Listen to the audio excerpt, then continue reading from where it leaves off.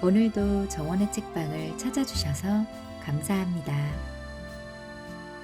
우리는 누구나 마음에 짐을 지고 살아갑니다. 활력 있게 살고자 해도 몸이 안 따라줄 때, 잘못된 한순간의 선택으로 문제에 봉착했을 때, 선택이라는 양날의 검을 휘둘러 발생한 결과에 원인과 이유를 되짚어가며 한없이 무거운 짐을 어깨에 올려놓습니다. 하지만 지금 눈에 보이는 나쁜 결과가 또 다른 인생의 전성기를 주게 될지는 아무도 모르는 일입니다. 그러니 과하게 자신을 미워하지도 말고 애쓰지 않으며 이 책의 제목처럼 그때그때 가볍게 살아보기로 하는 건 어떠실까요? 그럼 오늘도 정원의 책방을 통해 힐링의 시간이 되셨으면 좋겠습니다. 불행이 곳곳에 깔린 게 인생이다.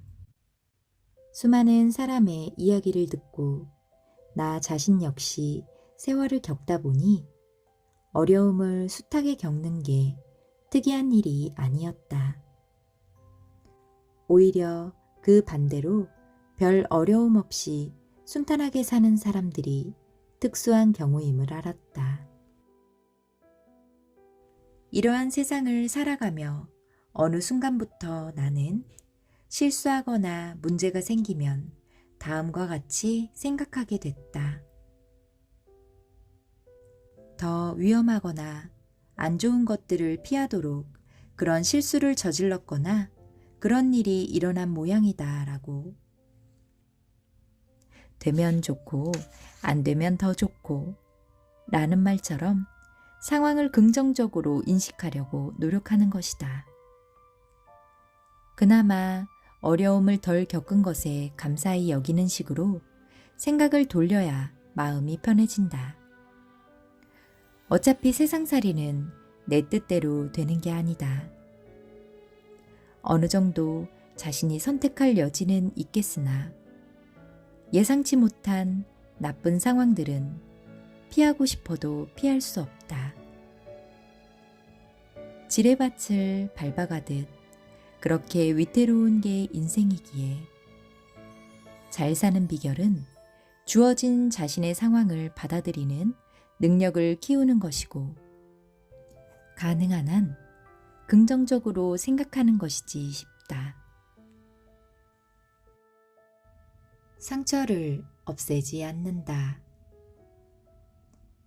사람인 이상 누구나 크고 작은 마음의 상처를 지니고 있다. 그런데 현재에 만족스러우면 과거의 상처 따위를 굳이 떠올리려 들지 않지만 뭔가 불편한 일이 생기면 그때부터 과거의 온갖 상처를 다 끌어들인다.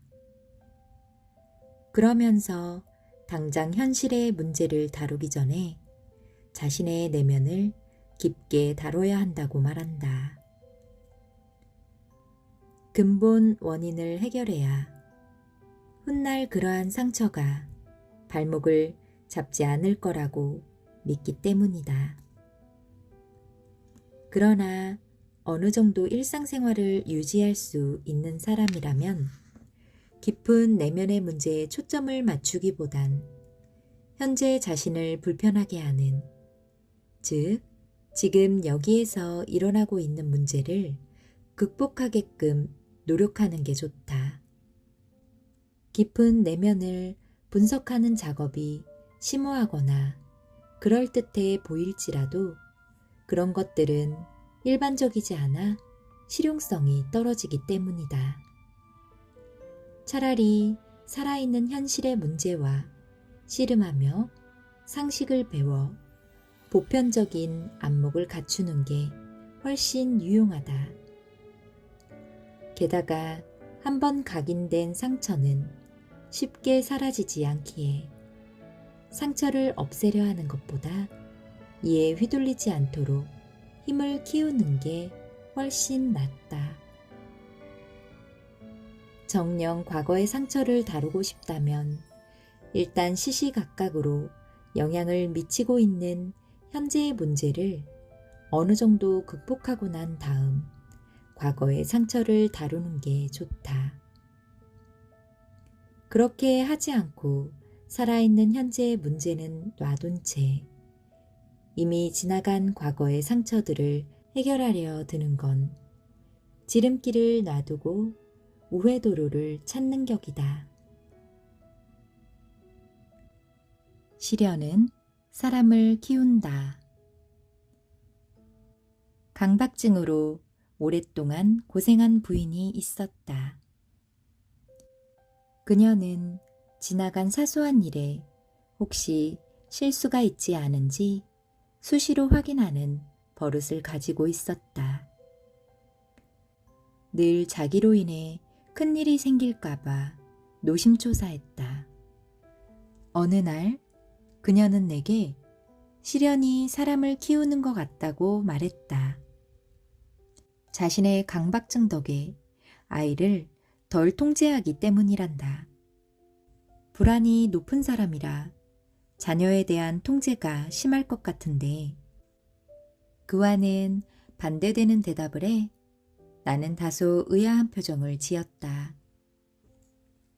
그러한 기색을 본 그녀는 아이가 잘못하거나 과하게 나설 때 그렇게 하지 말라고 즉각적으로 말하는 다른 부모와 달리 자기는 아이가 왜 그렇게 하는지 이해가 되기에 그냥 둔다고 대답했다. 아이의 마음에 공감이 간다는 것이었다. 별 대수롭지 않은 것에도 한번 꽂히면 그냥 넘어가지 못하던 그 부인. 그러한 증상으로 고통스러워하던 그녀가 아이의 심정에 대해 그토록 공감할 수 있다니. 어느 것 하나도 그냥 넘어가는 게 없고 흔적을 남긴다더니 정말 그랬다. 강박증이란 고약한 질병을 앓으면서 마냥 고통만 받는 게 아니라 남을 헤아리는 능력을 얻었으니 증상이 전적으로 나쁜 흔적만 남기는 것 같지는 않다. 우리는 어떤 사물이나 대상을 볼 때 혹은 어떤 상황에 처했을 때 있는 그대로 보기보다 자기 식대로 부풀려 낙관하거나 비관하는 태도를 보인다.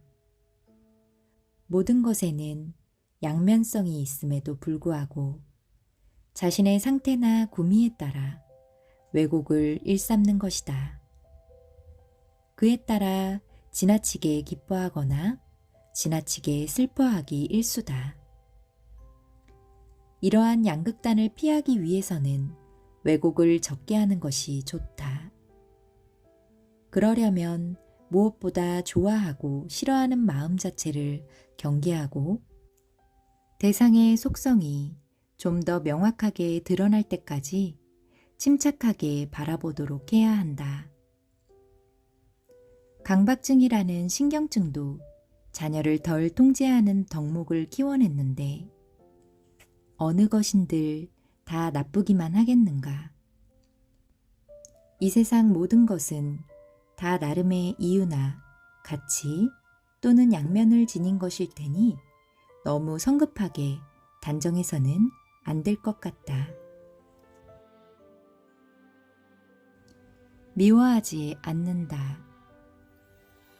전에 읽었던 신영복 선생님의 감옥으로부터의 사색을 다시 꺼내들었다.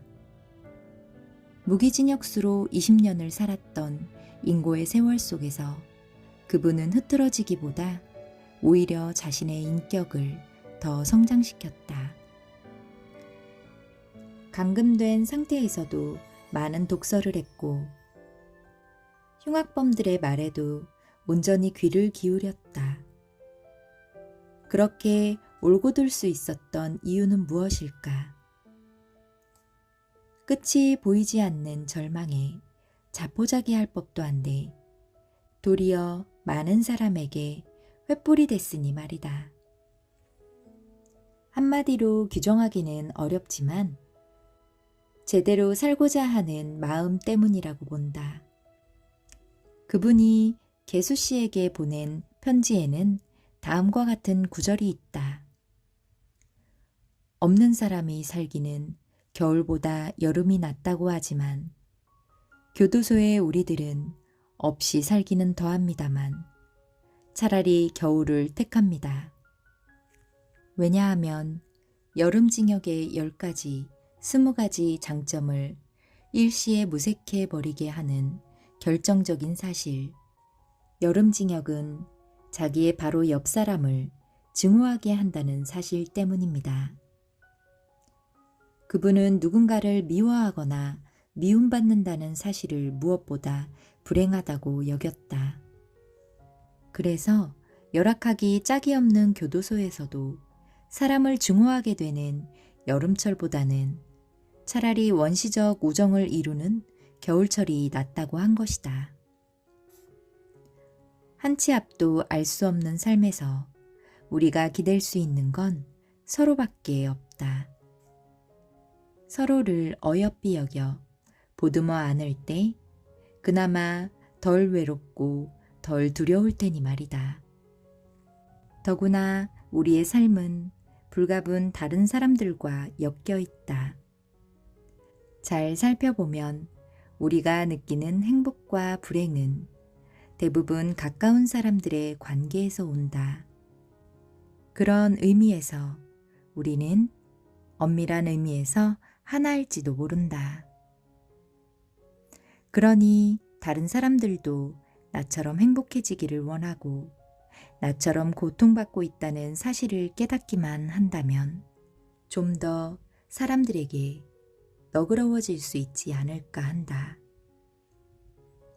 생명체를 존중하며 올곧게 사는 길은 바로 그러한 데 있다고 믿는다. 행복은 대물림된다. 부모의 간절한 바람은 자녀가 행복하게 사는 것이리라. 그런데 많은 부모가 방향을 잘못 잡는 듯하다. 행복하게 살기 위해서는 무엇보다 인간관계가 좋아야 하는데 많은 부모가 자녀의 학업적 성취나 경쟁력 강화에나 온 힘을 쏟고 있다. 그렇다면 자녀가 원만한 인간관계를 할 수 있도록 부모는 어떻게 무엇을 해야 할까? 부모는 몸소 자녀와 잘 지내는 과정을 통해 자녀에게 다른 무엇보다 사람이 좋다는 걸 느끼게 해주고 나아가 대상과 교류하는 법을 익히게 해야 한다.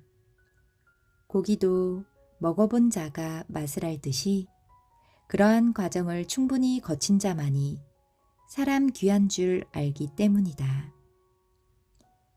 존중받고 관심받고 친밀한 관계 속에서 자란 아이들은 남을 존중하고 관심을 기울이고 사람을 가까이 하는 어른으로 자라게 마련이다.